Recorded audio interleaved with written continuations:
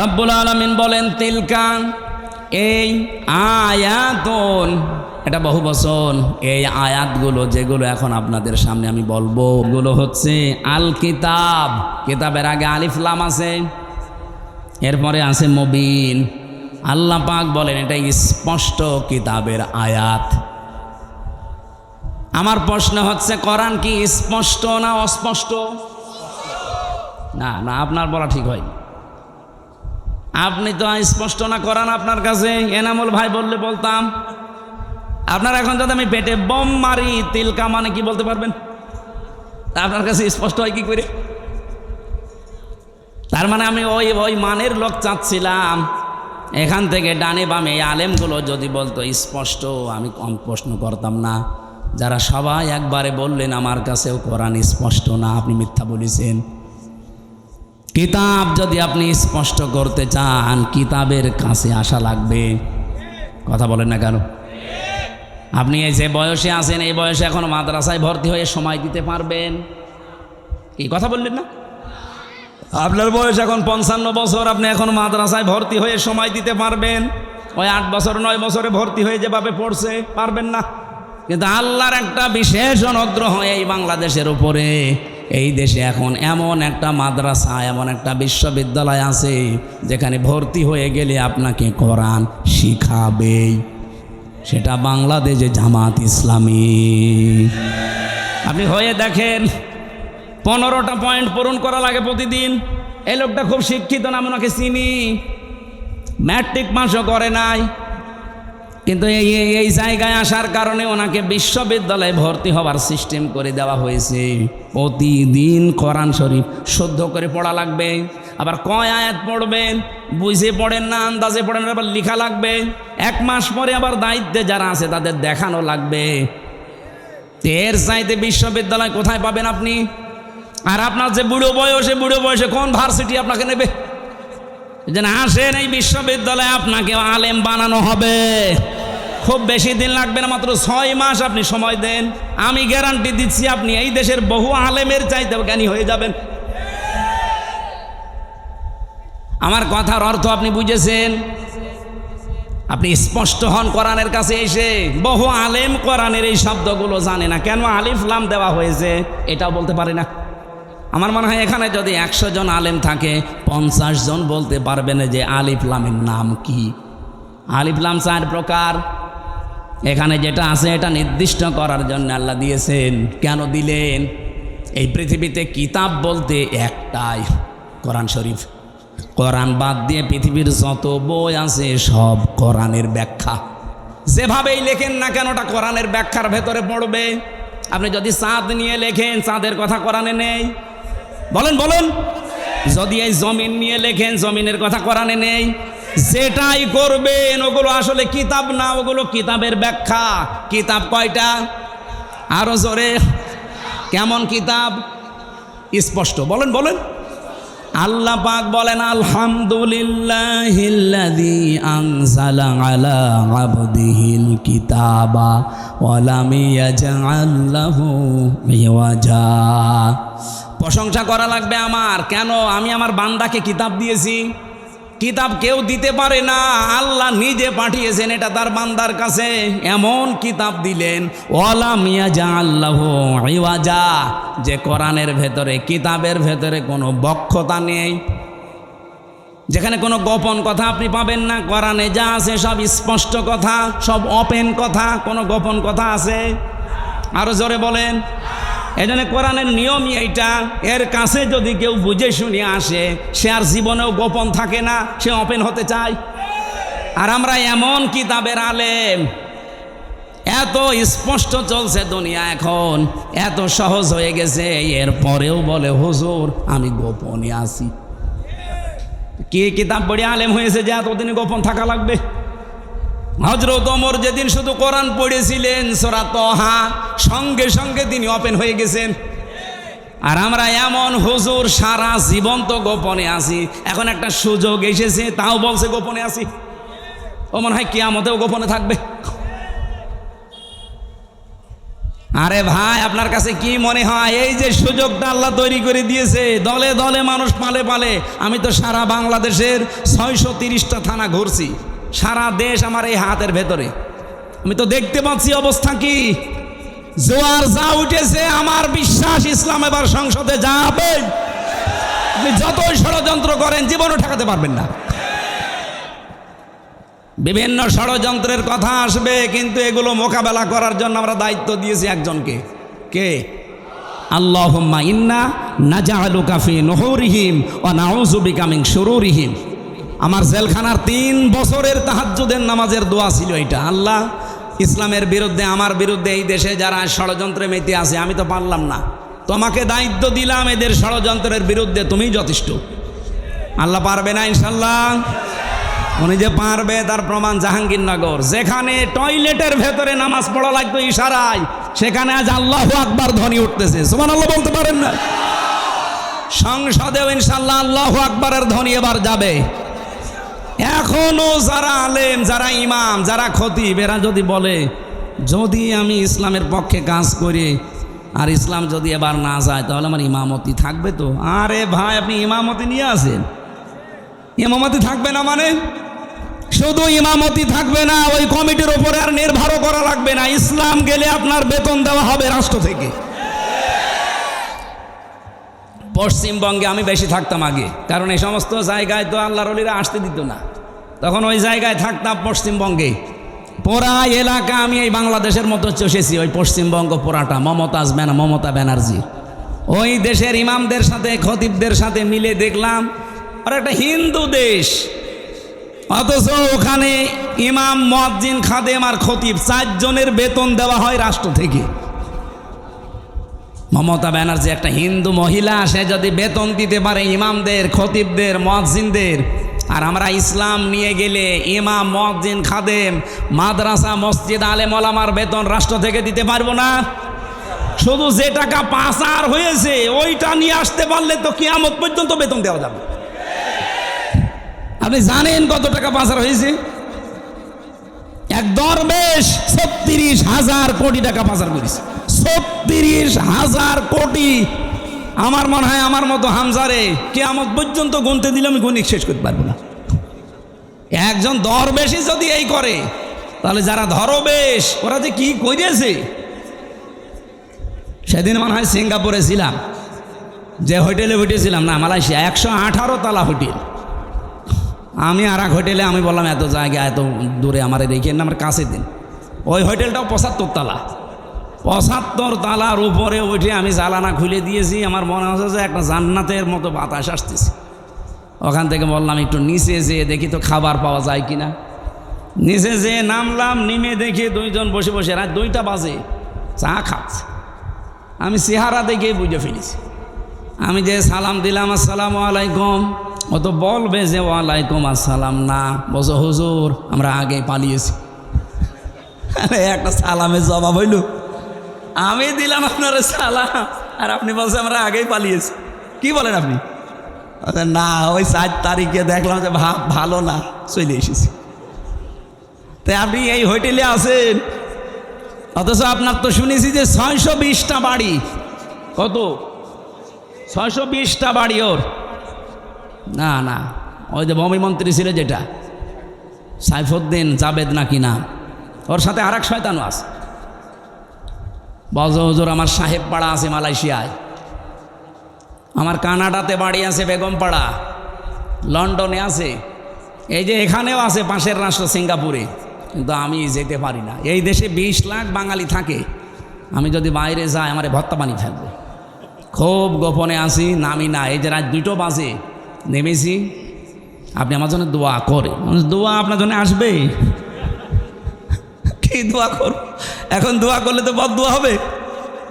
আপনি কি করেছেন? 620টা বাড়ি মানুষ বানায়, আমার একটা বাড়ি। তাই আমি মনে হয় বছরে 2-3 মাস থাকতে পারি, বাকি সবসময় রাস্তায় থাকি। আপনি কবে থাকবেন বাড়িতে? এই জন্যে এদেশের আলেম ওলামারা এখনও সে ভয়ে চিন্তায় আছে। কোনো ভয় নেই, আপনার কোনো চিন্তা নেই। ইসলাম এবার আসবেই, আর আপনারা সবচাইতে বেশি সুযোগ সুবিধা পাবেন। সে কওমি বলেন, আলিয়া বলেন, খারেজি বলেন, যাই বলেন। কিন্তু কিছু আলেম নামধারী এদেরকে বা আমার রামরা এখনো পর্যন্ত পেছনে লেগে আছে। জামাত ইসলামী বাংলাদেশের বিপক্ষে একটা কথা লাগিয়ে দেন, এরা আসলে নাকি মাদ্রাসার বেতন বন্ধ করে দিবে। এটা শয়তান বিশ্বাস করবে? এটা আপনার কথা না, আমরাও জানি। আপনাকে দিয়ে রাম আর বামরা বলাচ্ছে।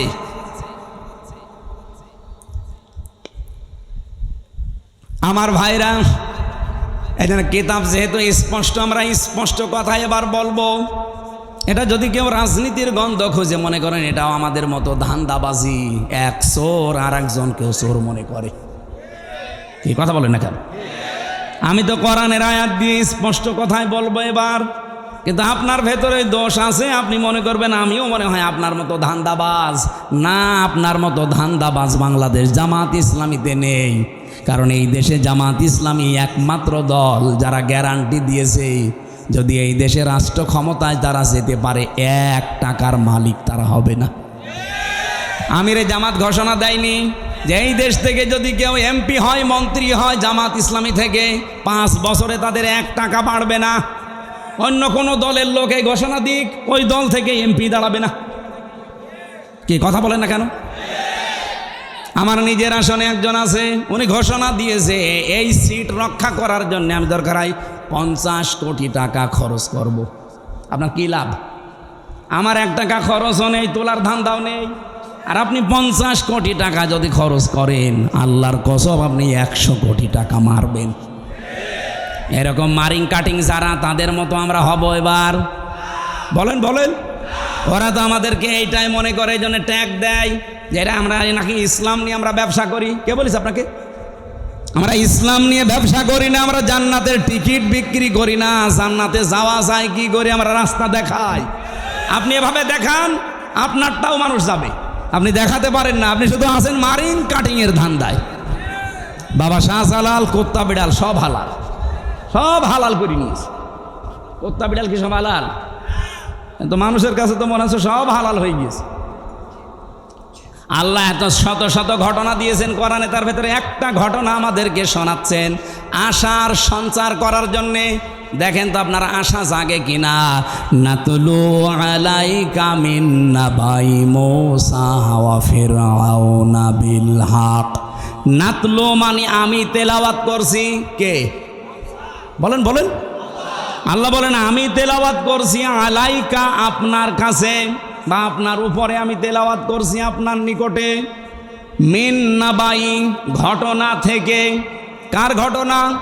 মূসা ওয়া ফিরআউনা, মূসা এবং ফেরাউনের বিল হাক্কি, সত্য ঘটনা। তার মানে এখন যেটা বলা হবে এটা মিথ্যা। বলেন বলেন। আল্লাহ বলেন আমি সত্য ঘটনাটাও যেমন তেমন ভাবে না, যথাযথভাবে তোমাদেরকে আমি শোনাচ্ছি।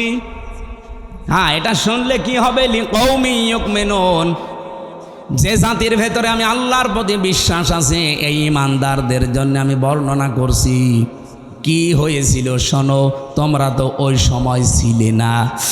ইন্না ফিরআউনা আলা ফিল আরদি, অবশ্যই ফেরাউন এই জমিনের ভেতরে ছিল একজন স্বৈরাচার, সন্ত্রাসী, সীমা লঙ্ঘনকারী। আমি একটা শব্দ যদি বানিয়ে বলি, যারা এখানে বসেন তাদের জিজ্ঞাসা করেন, আমি আয়াতটা বাংলাদেশের সাথে মিলিয়েছি। বলেন তো আল্লাহ 1500 বছর আগে না হাজার হাজার বছর আগের ঘটনা এটা? এই নাজিলি হয়েছে এই ঘটনাটা 1500 বছর আগে। তিনি বললেন এই পৃথিবীর জমিনে একজন ফেরাউন ছিল, সে ছিল সীমা লঙ্ঘনকারী। কি করেছিল সে? ওয়াজাআলা আহলাহা শিয়া, এই জমিনে ওর দেশের মানুষের ভেতরে দলে বিদলে মানুষকে বিভক্ত করে রেখেছিল। আমাদের বাংলাদেশের দিকে তাকান, এই 54 বছরে বহু মানুষ এই দেশে দায়িত্বে এসেছে, তাদের একমাত্র টার্গেট ছিল ইসলাম যেন এক জায়গায় হতে না পারে। এবার একটু 8টা দল ইসলামী এগুলো একটু এক জায়গায় এসেছে, অনেকের মাথা খারাপ হয়ে গেছে। ফেরাউনের অভ্যাস ছিল এই, ওর কর্মসূচি দিয়ে রেখেছিল এরা যেন এক জায়গায় হতে না পারে। এদের দলে বিদলে বিভক্ত করতে করতে ছোট ছোট দল বানিয়ে দাও। এ বাংলাদেশে এমনও দল আছে, উনি সভাপতি, ওনার ছেলে সেক্রেটারি, আর কেউ নেই। কি আমি বানিয়ে বললাম? জেলখানায় আমার সাথে একজনের দেখা হয়েছিল, ওনার নাম আব্দুল মতিন। উনি হচ্ছে আল্লাহর দলের সভাপতি সারা বাংলাদেশের। ওনারে বললাম যে ভাই আপনি তো সভাপতি, সেক্রেটারি কে? বলছে আমার ছেলে। আর লোক বলছে আর কেউ নেই। ওইটাও একটা দল, আল্লাহর দল।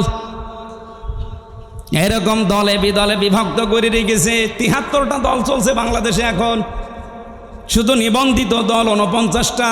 বাংলাদেশে আরও যেগুলো আছে আমি সেই দিন হিসাব করে দেখলাম ৭৩টার উপরে। তাহলে এই যে ফেরাউন এই কাজ করেছিল হাজার হাজার বছর আগে, আর এই লেডিস ফেরাউনও আমাদেরকে দলে বিদলে বিভক্ত করে রেখেছিল এই কয় বছরে। তাহলে ফেরাউনের সাথে দেশের কাজ মিলছে না। ফেরাউনের কাজ আর একটা ছিল, ইস্তাদিফু তাইফাতাম মিনহুম ইউযাব্বিহু আবনাহুম ওয়া ইস্তাহয়ী নিসাহুম। ওই ফেরাউন দুর্বল করে রেখেছিল এই দলে দলে বিদলে বিভক্ত করে। ওই দেশে পুরুষদেরকে সে মেরে ফেলতো আর মেয়েদেরকে সে বাঁচিয়ে রাখতো। এর দুইটা অর্থ হতে পারে। হয়তো সন্তান হত্যা করেছিল লাখের উপরে, আপনারা জানেন। পুরুষদেরকে মেরে ফেলার অর্থ কি? এই ফেরাউন লেডিস যেটা বিদায় নিয়েছে এইটাও কিন্তু এই কাজ করেছিল। পুরুষদেরকে সরাসরি হয়তো জবাই করে মেরে ফেলেনি, কিন্তু একটা মানুষ যোগ্যতা সম্পন্ন হওয়ার পরে শুধু দলীয় পরিচয় দেখে তার চাকরি হয়নি, তার মানে তাকেও মেরে ফেলার সামনে। আমি কথা বোঝাতে পারিনি? মাওলানা এনামুল হক যেখানে ওঠার কথা সেই জায়গায় ওনার শুধু দলীয় পরিচয় থাকার কারণে ওই জায়গায় উঠতে দেয়নি। ওনারে বসিয়ে রেখেছে সেই যে নিচের চেয়ারে ওখান থেকে। অথচ এই 15 বছরে ওনার ওঠার কথা 5 সিঁড়ি পার হয়ে। এই যে উঠতে না দেওয়া এটাও মেরে ফেলার সামিল। এই কথা বলেন না কেন? আমার সামনে আমি নিজে মনে করেন আমার রোল নাম্বার 1, 50 নাম্বার যার, তারে এনে আপনি বসিয়ে দিয়েছেন চেয়ারে। বলেন তো আমাকে মেরে ফেলা কিনা? ফেরাউন এটা করেছিল ওই জামানায়, আর এই জামানায় ফেরাউন এখন ঠিক এই কায়দায় পুরুষদেরকে অলরেডি শুধু ইসলাম মানার কারণে মেরে ফেলেছে। ঢাকা বিশ্ববিদ্যালয়ে মাদ্রাসার ছাত্র ছাত্রীরা ভর্তি হতে পারবে না, অথচ আমার চাইতে অনেক অগা আছে ভার্সিটি ভর্তি হতে পারবে। ইসলামকে তারা কোন জায়গায় নিয়েছে? ক্লাস 5 এবং 8-এ বৃত্তি পরীক্ষায় আগে 100 মার্ক ছিল, এই জালেমরা এসে ওইটাও তুলে দিয়েছে। এর যে কিছুদিন আগে 2 নবীর নাম নিয়ে যিনি বসে আছেন, ডক্টর মোহাম্মদ ইউনুস। কয় নবী? 2 নবীর নাম। অথচ গানের মাস্টার নিয়োগ দিল, শরীর চর্চার মাস্টার নিয়োগ দিল, 1 থেকে 5 পর্যন্ত একটা আলেম মাওলানা নিয়োগ দিতে পারে নাই। এই কথা বললেন না কেন? এই দাবি নাটোরবাসী করে কিনা যে আমরা প্রত্যেকটি প্রতিষ্ঠানে 1 থেকে 5 পর্যন্ত একজন আলেম মাওলানা টিচার চাই? এই দাবি আছে কার? দেখে লিল্লাহি তাকবীর। দেখেন তো হাত তোলেনি কে? দেখেন, এটা রেকর্ড হচ্ছে, তোলেন। আপনি কোরআনের পক্ষে আছে এটা আজকে হাত তুলে দেখান। ডক্টর মোহাম্মদ ইউনুসের কাছে যদি নাও যায় এটা আরো সে চলে গেছে ইনশাআল্লাহ। ইব্রাহিম নবীর পক্ষে একটা ব্যাঙ পোশাক করেছিল, তাই আল্লাহ তারে কবুল করে নিয়েছে, তার পোশাকও পাক। আর আপনি আজকে কোরআনের শিক্ষার পক্ষে হাত তুলে কিয়ামতের দিনে হাত আপনাকে জান্নাতে নেওয়ার জন্য চেষ্টা চালাবে ইনশাআল্লাহ। আমার ভাইরা, তাহলে পুরুষদেরকে মেরে ফেলতো আর মেয়েদেরকে সে বাঁচিয়ে রাখতো ভোগ করার জন্যে, অথবা তাদেরকে দিয়ে জেনা ব্যভিচার করিয়ে করিয়ে সমাজটা নষ্ট করার জন্যে। ইন্নাহু কানা মিনাল মুফসিদিন। আল্লাহ পাক বলেন নিশ্চয় সে ছিল ফাসাদ সৃষ্টিকারী, সীমা লঙ্ঘনকারী, বিশৃঙ্খলাকারী।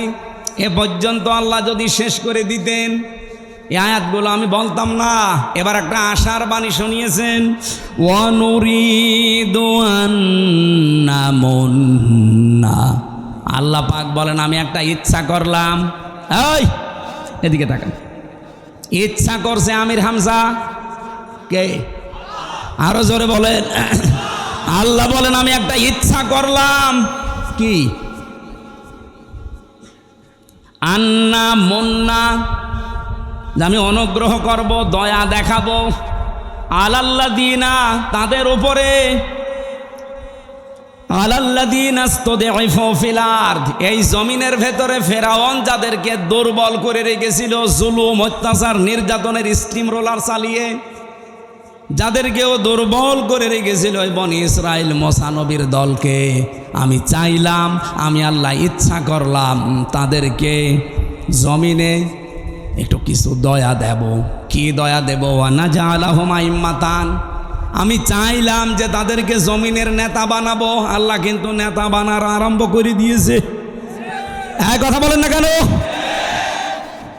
এতটুকু না, ওয়ানাজআলাহুমুল ওয়ারিসিন, আমি চাইলাম এই জমিনের উত্তরাধিকারী তাদেরকে বানিয়ে দেব। আমার তো মনে হচ্ছে খাপের খাপ মুমতাজের বাপ মিলে যাচ্ছে। এখন যদি মনে করেন না ওদের সাথে মেলছে, আমাদের সাথে মেলে না, আপনার সাথে মেলবে কি করে? আপনার আদর্শ আছে, আপনার চরিত্র আছে। রাত 9টার পরে তো আপনার পা ঠিক মতো মাটিতে পড়ে না।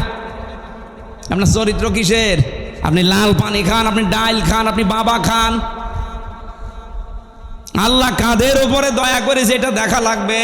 যাদের উপরে ফেরাউন জুলুম, অত্যাচার, নির্যাতনের স্টিম রালি চালিয়েছিল, আমার তো মনে হচ্ছে 54 বছরে যাদের উপরে মিথ্যা তহমত দিয়ে, উল্টাপাল্টা কথা দিয়ে জাতির কাছ থেকে আলাদা করে রেখেছিল, বিশেষ করে 15.5 বছরে সবচাইতে বেশি জুলুম, অত্যাচার, নির্যাতন যে দলের উপরে করা হয়েছে, ওই দলকে আল্লাহ একটা অনুগ্রহ দিয়ে তাদেরকে জমিনের নেতা বানাবে এবং শাসন ক্ষমতা তুলে দেবে।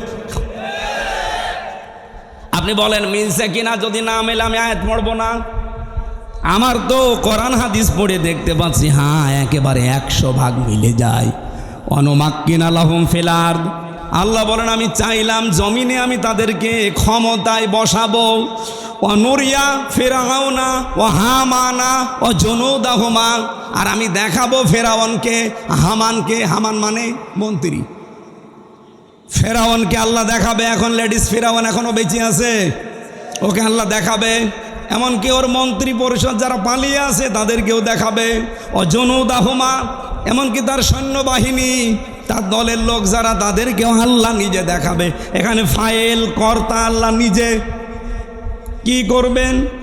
মিনহুম মা কানু ইয়াহযারুন, যাদেরকে নিয়ে ওরা সবসময় ভয়ে থাকতো, যাদের বিরুদ্ধে মিথ্যা তহমত দিয়ে জাতির কাছ থেকে আলাদা করে রাখতো, আল্লাহ তাদেরকে বসিয়ে ওদেরকে দেখাবে। এই সিদ্ধান্ত কার? আপনার রাগ হয় কোন কারণে? আজ ডাকশো, জাকশো, রাখশো, চাকশো, শাকশো, সব জায়গায় যদি বিজয়েরা হয়, এ সিদ্ধান্ত নিয়েছেন কে? আরো জোরে। আপনার রাগ হয় কোন কারণে? আল্লাহ সিদ্ধান্ত নিয়ে এটা করছে, জমিনের শাসন ক্ষমতা আল্লাহ তাদের দেবে।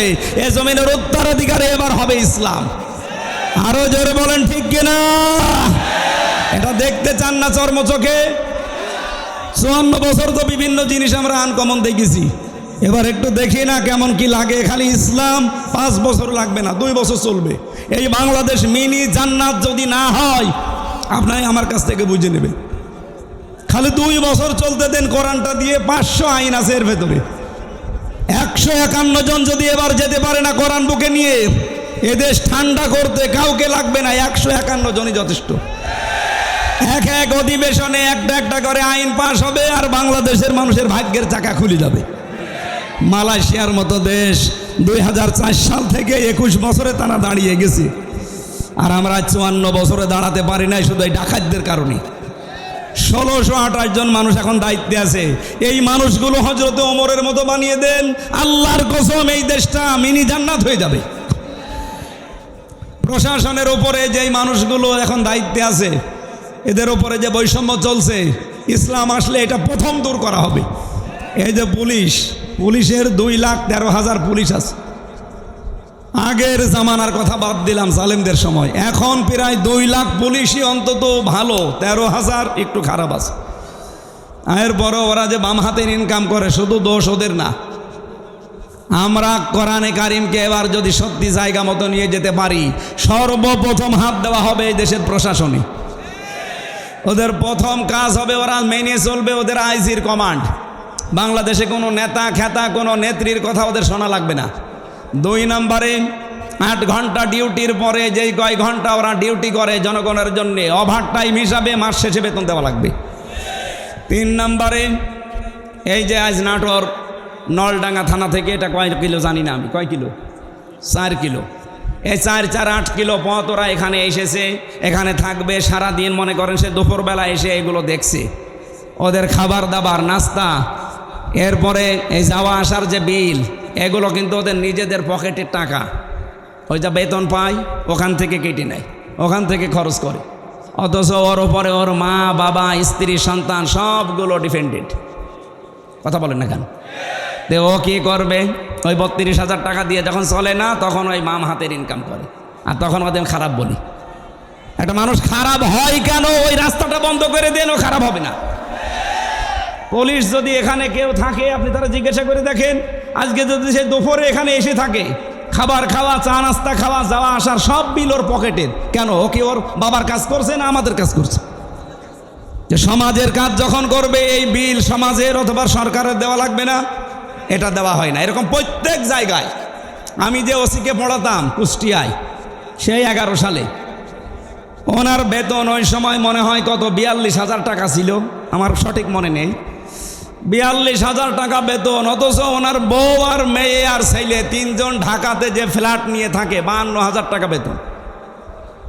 তো ও কি ফেরেশতা জিবরাইল দিয়ে যাবে? এই কারণে শেষে একটু এদিক এদিক করে বলতে, হুজুর দোয়া করেন আল্লাহ যেন মাফ করে দেয়।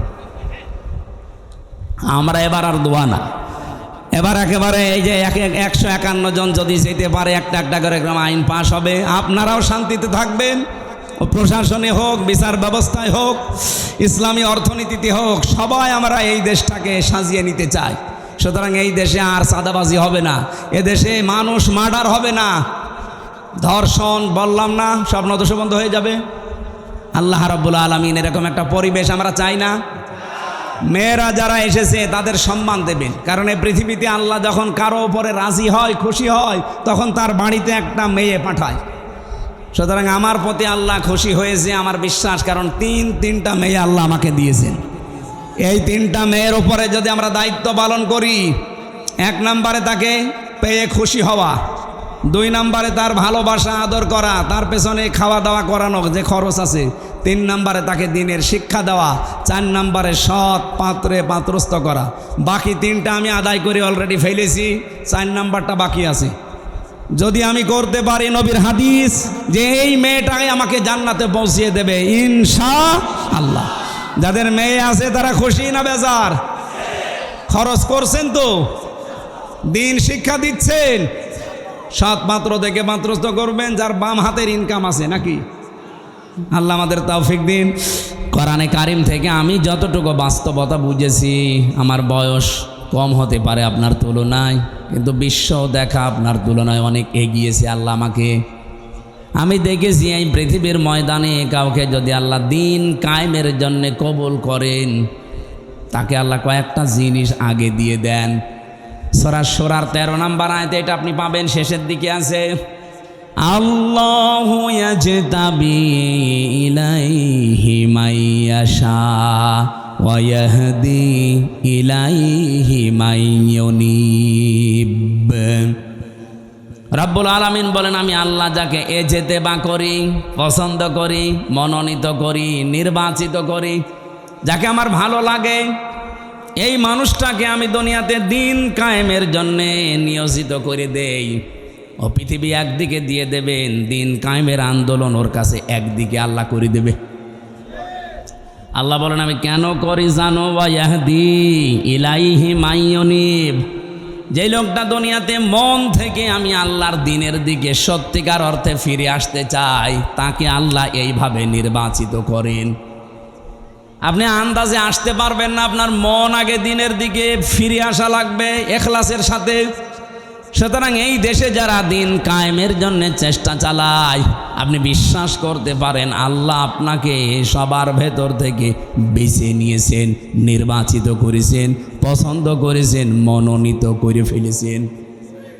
এর আগের শব্দে আপনি তাকান, যারা মুখস্থ আছে আপনি দেখেন যে বাড়িতে সূরা শূরার 13 নম্বর আয়াতের শেষের আগে আছে, কাবুরন আলাল মুশরিকিনা মা তাদউহুম ইলাই। হে নবী, আপনি যেদিকে মানুষকে ডাকেন যে আসো আমরা সবাই আল্লাহর বিধান কায়েম করি, কারণ আপনাকে শুধু আমি না, পৃথিবীর যত নবী পাঠিয়েছি মাত্র 2 জন নবীকে বাদ দিয়ে প্রতিটা নবীর উপরে আমার আদেশ ছিল আন আকিমুদ্দিন ওয়ালা তাতাফাররাকু ফি, যে দিন কায়েম করো, আল্লাহর বিধান জমিনে কায়েম করো, এ বিষয়ে কোনো মত পার্থক্য করবা না। আজ যে আলেমরা এই দেশে টাকা খেয়ে দিন কায়েমের বিরুদ্ধে ফতোয়া দেন, আপনি মাজারের বিরুদ্ধে ফতোয়া দেন না, যেখানে প্রকাশ্য শিরিক হয়, বেদাত হয়। ইসলাম যারা কায়েম করতে চান তাদের বিরুদ্ধে আপনি লাগেন। হ্যাঁ, তাদের পদ্ধতি ভুল হতে পারে, কিন্তু তারা তো দিন কায়েমের বাইরে মানুষের তৈরি করা আইন কায়েম করতে চায় না। আপনি যদি সাহায্য করতে না পারেন, মুখ বন্ধ করার দরকার ছিল আপনার। আর আপনি আরো মানুষের ভেতর বিভ্রান্ত ছড়ানোর জন্য আলেম নাম নিয়ে জালেমের মতো কাজ করছেন। রব্বুল আলামিন জানিয়েছেন, হে নবী, আপনাকে শুধু না, এর আগে বড় বড় নবীদের নাম আল্লাহ নিয়েছেন। হযরতে ঈসা, মূসা, নূহ, ইব্রাহিম, এত বড় বড় পাওয়ারফুল নবীর নাম নিয়ে বললেন আপনাকেও আদেশ দিলাম, তাদেরকেও দিয়েছিলাম যে দিন কায়েম করেন, আমার বিধান কায়েম করেন জমিনে আগে, আর এই বিষয়ে কোনো মত পার্থক্য, কোনো ফতোয়াবাজি করবেন না। হে নবী, আপনি যেদিকে মানুষকে ডাকতে চান, এই কথা শুনলে সব চাইতে মন খারাপ হবে, খারাপ লাগবে, রাগ করবে ওই মানুষগুলো যারা মুশরিক। বলে আমির হামজা মাটির নিচের ওয়াজ করেন, তো মাটির নিচে আপনি কেমন চলে গেছেন? আপনি তো উপরে আছেন, উপরে থাকতে হলে স্বস্তি, শান্তি, নিরাপত্তা নিয়ে কিভাবে থাকা লাগবে, তো ওইটা এখন তৈরি করা লাগবে না? ঘোষক তো ওইটাই বলছিল যে ওইটা বলেন, কি করে আমরা শান্তি, স্বস্তি, নিরাপত্তা নিয়ে থাকতে পারি। আজকে কষ্টে আমার গণসংযোগ ছিল, পথসভার শেষ কথা বলেছি, এবার যদি ইসলাম দেশে আসে, আল্লাহর কসম এই কুষ্টিয়ার ময়দান থেকে আগে দূর করা হবে চাঁদাবাজি। এই কুষ্টিয়ার বুকে চাঁদাও থাকবে না, বাজিও থাকবে না। আপনিও এই দেশের নাগরিক, আমিও এই দেশের নাগরিক, আপনাকে চাঁদা দেওয়া লাগবে মানে? আমি কি চাঁদের দেশ থেকে এসেছি? এটা সম্ভব, শুধুমাত্র ইসলামকে আপনি এনে দেন, 5 বছর লাগবে না। বাংলাদেশ থেকে 5 দিনে চাঁদাবাজি ঝাঁটিয়ে বিদায় করা হবে বঙ্গোপসাগর। কোনদিন তার মুখে আপনি চাঁদা এ শব্দও শুনবেন না, কারণ ঔষধ কি দেওয়া লাগে ওটা আমার জানা আছে। এ পৃথিবীতে যত বড় অপরাধ আল্লাহ তত বড় শাস্তি দিয়েছেন। দেখবেন জেনা করে যদি বিবাহিতা যারা, তাদেরকে পাথর মেরে মেরে ফেলা লাগবে। আপনি একটা করে দেখেন, এই নাটোরের পুরুষ যারা, তাদের স্বপ্ন দোষ বন্ধ হয়ে যাবে। জেনা করা, আপনার জিনিসপত্র হয়তো উঠবে না, কারণ দৃশ্য মনে হবে ওরে বাবা, পাথর মেরে জাগায় মেরে ফেলছে। আপনি যেটা দিয়ে জেনা করবেন ওই জিনিস নষ্ট হয়ে যাবে। চুরি করলে হাত কেটে দাও, আপনি একটা করেন, দেখেন চুরি বন্ধ হয় কিনা। কারণ আল্লাহ পাক ভালো করে জানে যে ঔষধ দেওয়া লাগে কোন জায়গায়। যারা ডাকাতি করে, যারা সন্ত্রাসী করে, যারা চাঁদাবাজ, তাদেরকে বিপরীত দিক থেকে অঙ্গ প্রত্যঙ্গ কেটে দেওয়ার নিয়ম সূরা মায়েদায় আছে।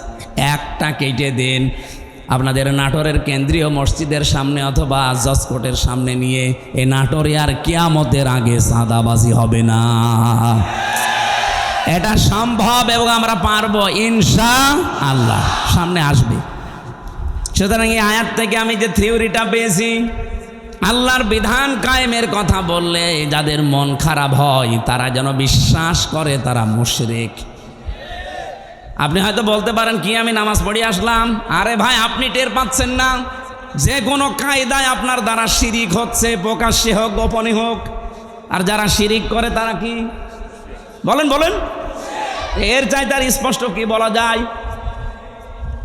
অবশ্যই আপনার দ্বারা কোনো না কোনোভাবে শিরিক হচ্ছে, নয়তো আল্লাহ বলতো না যে কাবুর আলাল মুশরিকিন, যে মুশরিকদের কাছে খারাপ লাগবে।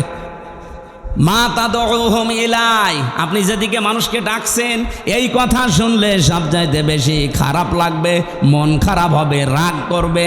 এমনকি ওয়াইদা তুতলা আলাইহিম আয়াতুনা বাজ্জিনাতিন তারিফু ফি ওয়ুজুহিল্লাযিনা কাফারুল মুনকার। এটা সূরা হজের 58 কি সূরা হজের ৭০-৭২ নম্বর আয়াতের ভেতরে আছে।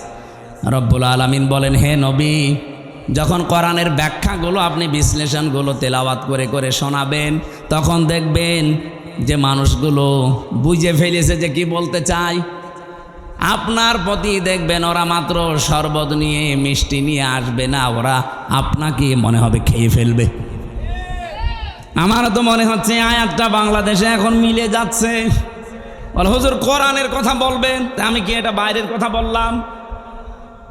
কোরআনটা আমি আমার মন মতো গলার সুর দিয়ে আমি যখন তেলাওয়াত করি আপনার ভালো লাগে। ওটা মাতৃভাষায় বলতে গেলে আপনার কাছে মনে হয় যে নিজের দিকে যাচ্ছে, নিজের দিকে যায়। এই কারণে কারণ আপনি এই কাজগুলো দুনিয়ায় করেন। অনেক জেলায় যাওয়ার পরে আমার কানে কানে মুখ নিয়ে বলে, হুজুর আমার বিরুদ্ধে বলবেন না। তা আমি আপনার বিরুদ্ধে বলবো? আপনার আমি চিনি? কোথায় আমার বাড়ি কুষ্টিয়ায়, কোথায় আপনার বাড়ি সেই সিলেট, মৌলভীবাজার, সুনামগঞ্জ, সেই দোয়ারা বাজার, যেতেই লাগে 2 দিন। তা আমি আপনাকে জীবনে দেখিনি, চিনি না, আপনার বিরুদ্ধে বলবো কেন? বলছে না, আপনি যা বলেন আমি দেখি আমার বিরুদ্ধে যাই। তার মানে আপনি ওই কাজ করেছেন। জেলে যাওয়ার আগে একবার গিয়েছিলাম খুলনা রূপসা থানা। আমি আলোচনা শুরু করব হঠাৎ করে, সেই সময় তো একেবারে রমরমা জালেমদের, উনি ওই এলাকার সভাপতি, ওই ফ্যাসিস্টদের এসে আমারে বলছে, হুজুর মাটির নিচের ওয়াজ করবেন? আমি বললাম না। ওপরের ওয়াজ করবেন? হ্যাঁ। ওপরের ওয়াজ যদি করেন, ওপরে আপনাকে আমি একটা সাবজেক্ট বলে দেই, পারিবারিক জীবন নিয়ে কথা বলবেন। ঠিক আছে, আপনি আমার যেখানেই লাগাবেন আমি ঘুরে ফিরে দিন কায়েমের কথাই বলবো, কারণ এইটাই আসল কাজ। এইটা না হলে জীবনেও এই দেশে বসবাস করার উপযুক্ত পরিবেশ আপনি পাবেন না। বলেন তো, খালি 2 জন নবী বাদ দিয়ে পৃথিবীর কোনো নবীর জীবনে আমি পড়ে পাইনি যে তাকে আল্লাহ আদেশ দেয়নি। প্রত্যেকটা নবীকে, খালি 2 জন নবীকে আল্লাহ বলেন না, একটা আদম আলাইহিস সালাম আর একটা সুলাইমান নবী। কারণ আদম নবীর সময় মানুষজন ছিল না, আর সুলাইমান নবী ওনার বাবার কাছ থেকে রাজত্ব পেয়েছিলেন, তো উনি আবার কি কায়েম করবে? বাকি কোন নবীর জীবনী পড়ে আমি পাইনি যে তাদেরকে আল্লাহ নির্দেশ দেয়নি যে আনাকিমুদ্দিন, দিন কায়েম করো। নামাজ পড়া যেমন ফরজ, এমনকি বহু নবীর জীবনে আমি পড়েছি তাদের জীবনে নামাজ ছিল না, তাদের জীবনে রোজা ছিল না, কিন্তু তাদের জীবনে দিন আল্লাহর বিধান কায়েম করা লাগবে, এইটা ছিল। আল্লাহর বিধান আরো আছে যেগুলো, ওইগুলো। আমার ভাইরা, এখান থেকে আপনার জন্য আমার যেটা বক্তব্য, যদি আপনার মন খারাপ লাগে তাহলে আপনি বুঝে নেবেন যে আপনার দ্বারা যেহেতু শিরিক হচ্ছে আর আপনি মুশরিক, মুশরিকের কোনো ইবাদত কবুল হওয়ার সম্ভাবনা আছে। এতটুকু বললেন। কি আছে আপনি জানেন কোরআনে কারিমে এত কঠিন কথা মুশরিকদের বিরুদ্ধে? অকদিমনা ইলা মা আমিলু মিন আমালিন ফাজআলনাহু হাবাআম মানসুরা। কিয়ামতের দিন মুশরিকদের আমল নামাটা আল্লাহ এভাবে দেখবে, যেই দেখবে শিরিকের ওটা ধুলি কণার মতো মুখের ওপরে নিক্ষেপ করবে। আজ তো শুনতে খারাপ লাগছে, কিয়ামতে কোটি কোটি মানুষের সামনে যখন নিজের কাজ কারবার ধোলার মতো নিক্ষেপ হবে তখন টের পাবেন। সব চাইতে বড় আশ্চর্য কথা কোরআনে মুশরিকদের বিরুদ্ধে, ইন্নাহু মাই ইউশরিক বিল্লাহ ফাকাদ হারামাল্লাহু আলাইহিল জান্নাহ ওয়া মাআওয়াহুন নার। রব্বুল আলামিন বলেন, আমি আল্লাহ নিজে হারাম করে দিয়েছি জান্নাতটা মুশরিকদের জন্যে। অথচ বাংলাদেশে বহু মানুষ যে শিরিক করে ও জানেও না। এই জন্যেই তো তাফসীর মাহফিলের আয়োজন করেছে। আমরা জেনে হোক না জেনে হোক শিরিক করে যদি মুশরিকি হয়ে যায়, তা কিসের ঈদগায় মাহফিল দিয়েছেন, কিসের মসজিদ বানাচ্ছেন? আশা করছে আপনার আজকে বিবেক খুলবে। আরে ভাই, আপনি আমল না করেন, ইমানটা নিয়েও যদি যেতে পারেন তাও তো জাহান্নামে যাওয়া লাগবে না। আর ইমানও আপনি এনেছেন, শিরিকও করছেন, আপনি জান্নাত আপনার জন্য হারাম। এতটুকু আল্লাহ যদি শেষ করে দিতেন আমি আয়াত বলতাম না, ও মাওয়াহুন নার, আল্লাহ তার আশ্রয়স্থল বানাবে জাহান্নাম। আমার তো আয়াত পড়ার পরেই বাংলাদেশের দিকে তাকিয়ে ভয় হয়, এদেশের বহু মানুষ অলরেডি শিরিক করে জাহান্নামী হয়ে গেছে। নাটোরবাসী বড় ভালোবাসি আপনাদের পাশের জেলা, খুব ভালো করে খেয়াল করে দেখেন শিরিক জীবনে হচ্ছে কি না। বলতে পারেন যে না আমার জীবনে শিরিক নেই, কে বলেছে আপনাকে? শিরিকের এক কথায় জবাব হচ্ছে আল্লাহ যেটা পারে ওইটা অন্য কেউ পারে, এই কথা বিশ্বাস করার নাম শিরিক। বলেন এবার আপনার জীবনে আছে কিনা? এখানে খুব বেশি নড়াচড়া হচ্ছে না, আর বন্ধ করা লাগবে। আল্লাহ যেটা পারে পৃথিবীর অন্য কেউ এটা পারে, এই বিশ্বাস করার নাম, বলেন বলেন। আপনি দেখেন তো আপনার ভেতরে আছে কিনা। সন্তান দিতে পারে কে? পৃথিবীর অন্য কারো ক্ষমতা আছে? সে মরা পীর হোক আর জীবিত পীর হোক। এমনকি কত মানুষ দেখি জেনে কি না জেনে করে আমি জানি না, আমার এসে বলো হুজুর আপেল পড়িয়ে দেন। কেন? সেদিন বগুড়াতে পেয়েছিলাম, এক লোক এসে আপেল নিয়েছে, বলছে হুজুর আপেল পড়িয়ে দেন। কেন? বলছে আমার বারবার 4টা মেয়ে হয়েছে, আমি খুব আশা করে আসি এবার যেন ছেলে হয়। আপনি এমন আপেল পড়বেন যেন এবার ছেলে হয়। আপেল পড়িয়েছিলাম, সূরা ফাতিহা দিয়ে ফু দিয়ে ফেলে দিলাম। আপেল কই? ফেলে দিয়েছি। ফেলে দিলেন মানে? আরে ভাই আপেল পড়ে যদি ছেলে হয় তা আমার 3টা মেয়ে হইতো না? আমার তো আগে ছেলে হইতো। ম্যাডামরা শুধু আপেল খাওয়াতাম। কি বিশ্বাস মানুষ। আমির হামজা না, আমির হামজার বাবা আপেল পড়লে ছেলে হবে? বলে এটা দেওয়ার দায়িত্ব কার? এর একচ্ছত্র মালিকানা অন্য কাউকে আল্লাহ দেয়নি। একটা একটা করে আমি কয়েকটা বলবো শুধু শিক্ষার জন্যে। 2 নম্বরে আল্লাহ যেটা পারে ওটা অন্য কেউ যেহেতু পারে না। আর কেউ যদি মনে করে যে অন্য কেউ পারে তাহলে সে শিরিক করলো, আর শিরিক করলে সে কি? বলেন বলেন। মুশরিকের জন্য জান্নাত হারাম, জাহান্নাম ওয়াজিব। মুশরিকের কাছে খারাপ লাগবে আল্লাহর বিধানের কথা কায়েম এ কথা বললেই। এ কথাগুলো কার? একটাও কি আমি বানিয়েছি? না, সব দলিল দিয়েছি। কিন্তু আমি সূরা শুরার 13 নম্বর আয়াতের শেষের দিকে, সূরা মায়েদায় আছে, প্রত্যেকটা আয়াতে আল্লাহ সাজিয়ে দিয়েছেন একটা একটা করে। সূরা ফুরকানের 23 নম্বর আয়াতে আছে। এই জন্য বাড়ি যে আয়াতগুলো মিলিয়ে দেখবেন আপনার ভেতরে যেন শিরিক চলে না আসে। আমার এবার প্রশ্ন 2 নাম্বার, এই জমিন বানিয়েছে কে? এখানে অন্য কারো হালকা কোনো সাহায্য আছে না। আপনি হিন্দুকেও জিজ্ঞাসা করেন, উনিও বলবে এই জমিন আল্লাহ বানিয়েছে। আল্লাহ যদি নাও বলে ভগবান বানিয়েছে, তো ওরা যাদের ভগবান বলে আমরা আল্লাহ বলি, জিনিস একই। ওরা হয়তো ওই বাপ দাদার নিয়ম নীতি মেনে আসতেছে, এই জন্যে সরাসরি বলতে পারে না। এই দিন জমান নামাজ পড়িয়েছি কুষ্টিয়ায়, ওখানে 100 ঘর হিন্দু, কয়েক ঘর মুসলমান একটা মসজিদ বানিয়েছে। ওরা মন্দির দেখাতে নিয়ে গেল। বড় বড় যারা মানে হর্তা কর্তা সব এসে বলছে আপনার ওয়াজ আমরা শুনি। ওয়ালা ইন সাআলতাহুম মান খালাকাস সামাওয়াতি ওয়াল আরদা লা ইয়াকুলুনাল্লাহ। হে নবী, আপনি যদি আবু জেহেলকেও জিজ্ঞাসা করেন আসমান জমিন কে বানিয়েছে, ও বলবে আল্লাহ বানিয়েছে। তো ওদের ভেতরেও দেখলাম হ্যাঁ এরকম একটা পরিবেশ আছে, কিন্তু মুখ ফুটে বলতে পারছে না। সবার ভেতরে আমার আল্লাহ আছে, কিন্তু এই মানুষটা হয়তো তার পরিবার অথবা তার সমাজের কারণে মুখ ফুটে বলতে পারে না। যাদের বিবেকটা কাজে লেগে যায় ওদেরকে আর থামাতে পারে না। সেদিন যশোরের এক কলেজের অধ্যাপক হিন্দু, ওনারে বলেছিলাম যে স্যার আপনি তো BCS ক্যাডার, আপনার জ্ঞান আছে আমি জানি, আপনি আমার ধর্মীয় গ্রন্থ কোরআন আরবিতে পড়ার দরকার নেই, আপনি পড়তে পারবেন না। আপনাকে আমি ইংরেজি ভার্সন দিচ্ছি অথবা বাংলা, একবার বুঝে বুঝে পড়াটা পড়বেন। 3 মাস সময় দিয়েছিলাম যে 3 মাস পরে আপনার সাথে আমি দেখা করব। 3 মাস পরে দেখি আল্লাহর বান্দা নিজের থেকেই মুসলমান হয়ে গেছে। এজন্য বিবেক যদি হালকা কাজে লাগে ওরে আর আপনি ধরে রাখতে পারবেন না। কারণ পৃথিবীর মানুষ সবাই জানে যে পৃথিবীর সব ধর্মগুলো ভুয়া ধর্ম, বানানো ধর্ম, শুধু ইসলাম আল্লাহ পাঠিয়েছেন। এই জন্য অন্যান্য ধর্মে যারা আছে, বাইরের দেশগুলোতে গেলে আমি দেখেছি খ্রিস্টানদের সাথে আমি কথা বলেছি, ইহুদিদের সাথে বসে কথা বলেছি, ওদের চেহারা দেখলে আপনি জীবনেও টের পাবেন না যে ইহুদি। আমার তো আর জব্বা কত বড়, আমার চাইতে বড় জব্বা গায়ে দেয়।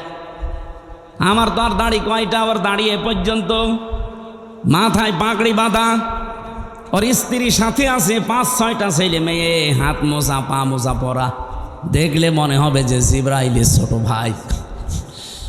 নাম জিজ্ঞাসা করি যখন, তখন টের পাই যেত ইহুদি।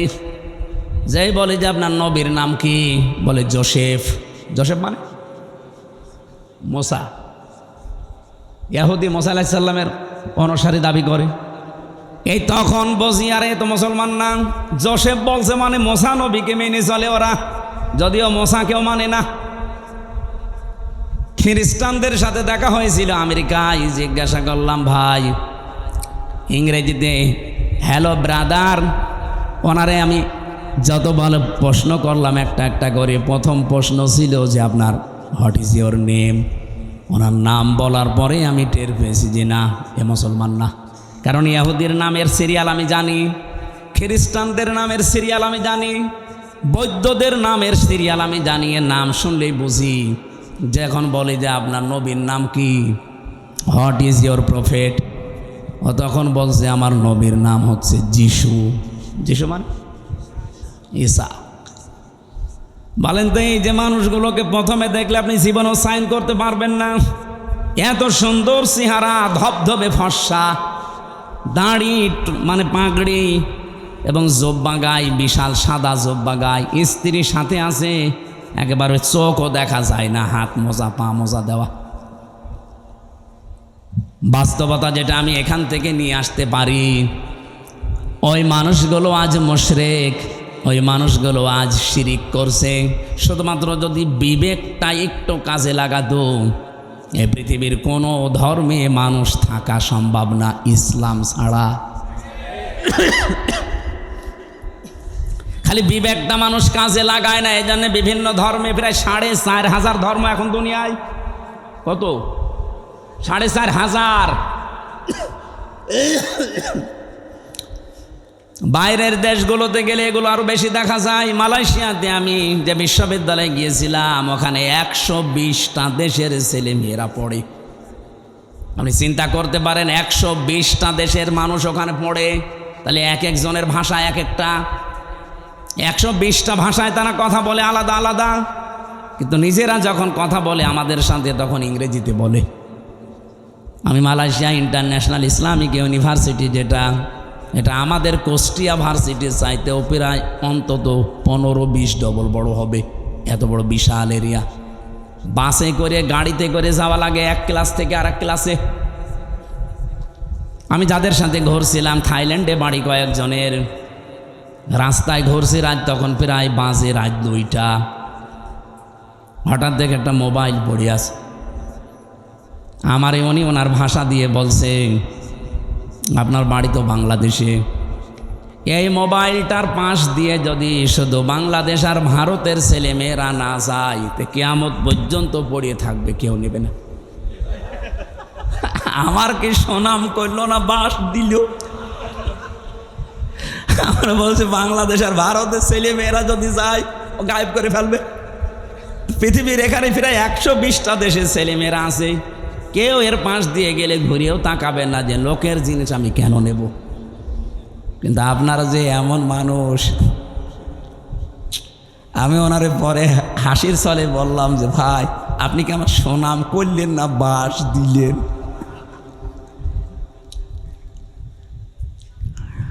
আমি যে কথা তুলেছিলাম, আজ বিবেকটা কাজে লাগিয়ে একটা বিসিএস ক্যাডার মাত্র 3 মাসের ভেতরে, উনি আরবিও পড়ে নাই, শুধু বাংলা আর ইংরেজি ভার্সন পড়ে অলরেডি মুসলমান হয়ে গেছে। আর আপনার কি হয়েছে? এবার আসেন, যারা বিশ্বাস করে যে জমিন আসমান আল্লাহ বানিয়েছে, আবু জেহেল যদি বিশ্বাস করে থাকে, না কিছু লাগবে না, একটু ভালো করে শোনেন তো। আপনি কোন দিকে তাকান? আপনি ওয়াজ দিয়েছেন, আপনি যদি না শোনেন, না আরও অ্যাক্টিভ হওয়া লাগবে। এভাবে ক্লাস করে মানুষ? আপনি কি পাস? হ্যাঁ না, আপনি তো মানে ক্লাস করতে হলে অ্যাক্টিভ হওয়া লাগে। এইভাবে ক্লাস করা যায়? এই যে স্যার বসে আছে, জিজ্ঞেস করেন তো, এইভাবে ক্লাস নয় মানুষ।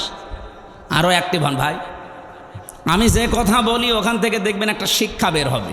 আমি আন্দাজে কোনো কথা পাঁচাল পারি না, অবশ্যই এখানে একটা শিক্ষা আছে, নাই তো বলতাম না। কি আছে সেইটা বের করার জন্য এই যে আন্টি শান্টি করছি।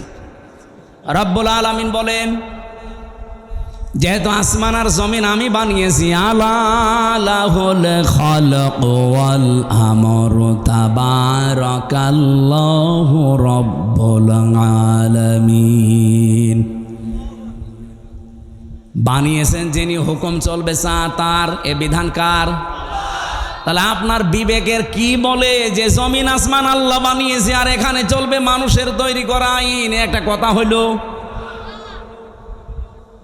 তাহলে আল্লাহ যেটা পারে ওইটা অন্য কেউ, তাহলে জমিন আল্লাহর বিধান চলবে, আল্লাহর এখানে অন্য কারো বিধান চলতে পারে না। যদি অন্য কারো আইন, অন্য কারো বিধান আপনি চালাতে চান, আপনি অবশ্যই শিরিক করছেন। আর শিরিক করলে লোকটা কি? এইরকম মুশরিকের কাছে আল্লাহর বিধানের কথা বললে মন পাওয়া যাবে? তার কি হবে? রাগ হবে, গা জ্বলবে, মারতে আসবে। তাহলে বাংলাদেশে এবার বলেন তো, 92% মুসলমান আমরা না 92% মুশরিক? আমাদের রাগ হয় কেন? দোষ তো আপনার না, আপনি শিরিক করে ফেলছেন। জমিন আল্লাহর, আপনি নিজে বলছেন এখানে আইন চলবে আল্লাহর, অথচ আপনি এমন এক দল করেন যে দল আল্লাহর আইন বিশ্বাস করেন। তাহলে আপনার শিরিক হচ্ছে না? আর এই কথাটা আমি একটু বাংলা, ইংরেজি, আরবি মিলে বলতে গেলে আপনার রাগ হয় না?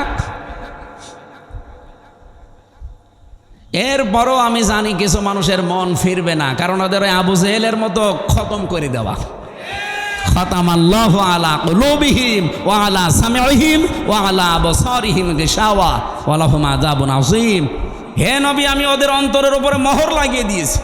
আপনি যতই সুন্দর করে বলেন, নবীজি আবু জেহেলের কাছে 350 বারের উপরে দাওয়াত নিয়ে গেছে, এরপরও লোকটার মন তৈরি হয়নি। আমার মনে হয় 350 বার না, আমি তো আপনার কাছে এই 11.5 বছর তো আমি ময়দানে, 3 বছর না জেলে ছিলাম, বাকি সময় তো বহুবার আপনি আমার আলোচনা, আলেমদের আলোচনা শুনেছেন, এরপরও আপনার পরিবর্তন হয় না। আলেমরা কি কোনো দিন বলেছে এই জমিনে আমরা আমার বাবার আইন তৈরি করতে চাই?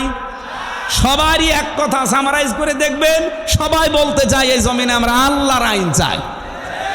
এইটা শুনলে যদি কারো রাগ হয়, সে যেন বিশ্বাস করে তার দ্বারা কোনো না কোনোভাবে শিরিক হচ্ছে, আর শিরিক হলে সে লোকটা মুশরিক, এই জন্যে তার গা জ্বলে। এবার কার খারাপ লাগবে এবার আপনি নিজে মিলিয়ে নেন, আপনি কি আসলে মুসলমান না মুশরিক?